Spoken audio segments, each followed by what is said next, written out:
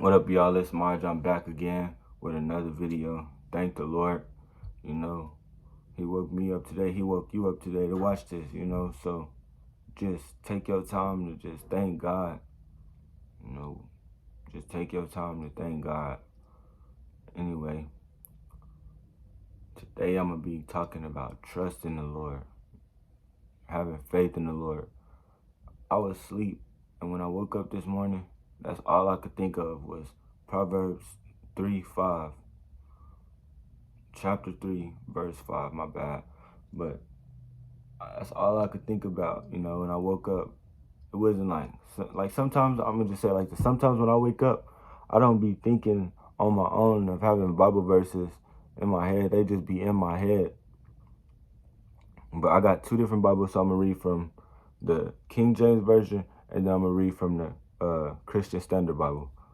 So in the King James Version, it says, let me make sure. Okay, it says, trust in the Lord with all thine heart, and lean not unto thine own understandings. So I'm going to say that again one more time. Trust in the Lord with all thine heart, and lean not unto thine own understanding. So if you don't really know what that means, I'm going to go over here and read it from the Christian Standard Bible. And it says, trust in the Lord with all your heart, and do not rely on your own understanding. It says, I'm gonna read on. It says, in all your ways know him, and he will make your path straight. Do not be wise in your own eyes. Fear the Lord and turn away from evil. So it's pretty self-explanatory when you read it from the Christian Standard Bible. It says, trust in the Lord with all your heart. Not some of it, not half of it, not 75% of it. Say all of it. Trust in the Lord with all your heart, and rely not, or my bad, I messed up, and do not rely on your own understanding. So that means even if you don't understand something, even if you don't understand the situation, trust in God. Because a lot of the times when God brings a situation to us, when God brings something to us, we not going to understand it. Whenever I first found this verse ever, whenever I first found this ever, I was working at Panda Express, and I was about to get paid. I think it was my first check. It may have been my second. I don't remember. I think it was my second check, because my first check was a paper check. So I was getting direct deposit on the second check, right? So I put my information in or whatever to get my direct deposit, and I didn't get my check because for some reason it said that it was a fraud or something. I don't even remember all the way, but it said it was something wrong with the information that I put in, so I didn't get my check. Like, I seen the money on my account, but I couldn't access the money, So I had to go through this whole process to try to, let them know that I'm not trying to scam nobody or nothing. I just work for my money like everybody else, right? So me, back then, this is before I had Jesus too. This is before Jesus was really in my life, and he was a really big part of my life. So back then, I thought, okay, if I don't go to work, that they're gonna give me the money faster. I don't know what I was thinking, because that didn't work. You know what I'm saying? And I just say that to say that was a situation that I didn't understand. That was a situation that I didn't know what to do.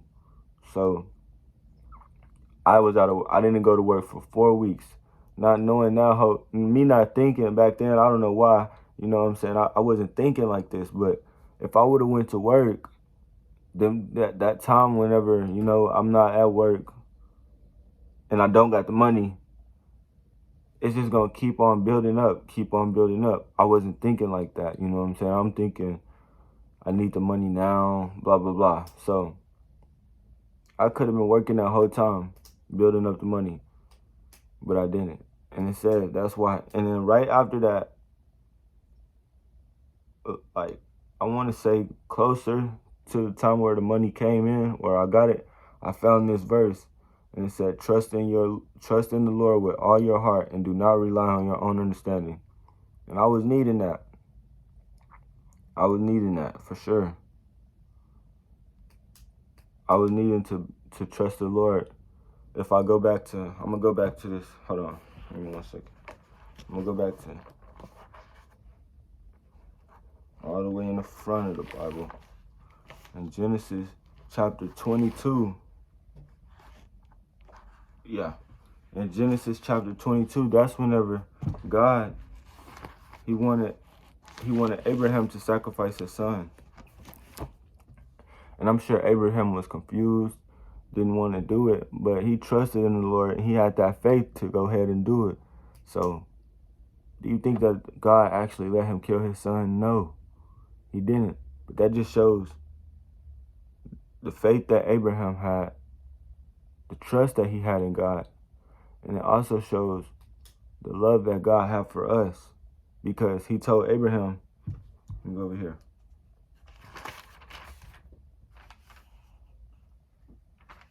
Hold on, give me 1 second.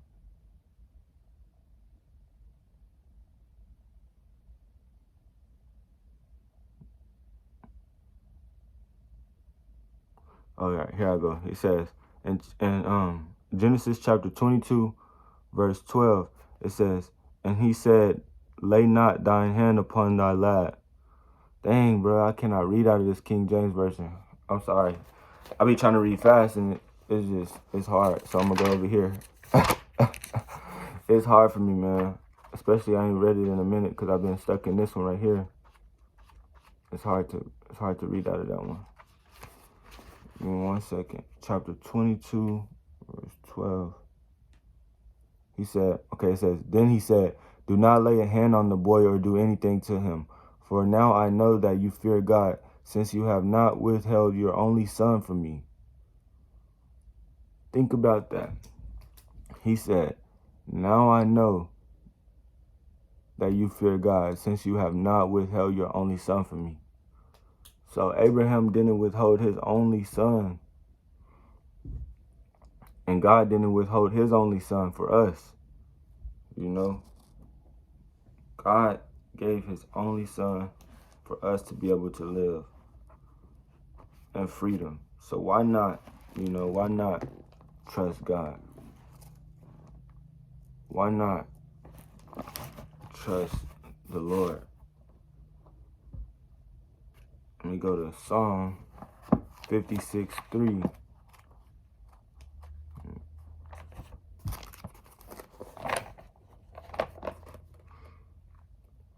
Man, this is just imagine the Bible as like a big story. It is a big story and a big movie. Like, we are part of this movie, we are part of this story. We just waiting for it. We in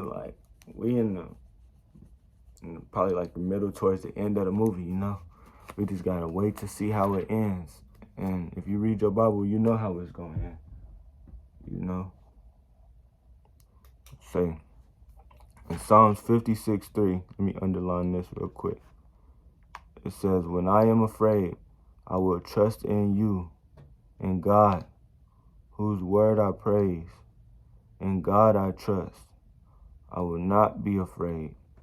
What can mere mortals do to me?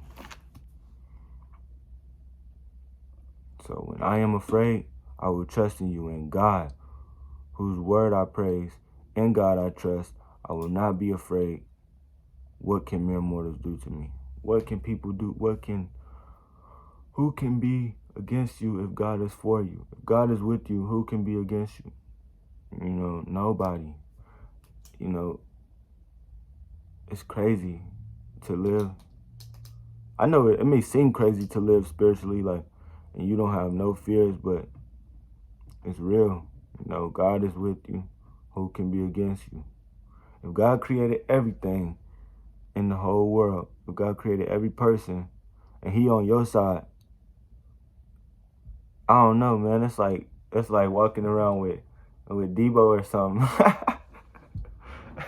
It's like walking around with Debo, like everybody was scared of Debo, you know what I'm saying? So that's literally like walking around with Debo and you got God on your side. Can't nobody do nothing to you, So that's That's all I gotta say today, really. You know, just trust in God. Have faith. Ooh, I just remembered the other verse. It was in Matthew. Let me see if I can find it. It's Matthew 20 something.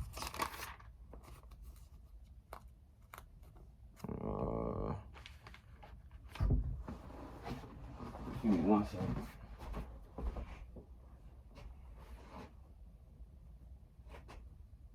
Oh no, it's Matthew 17.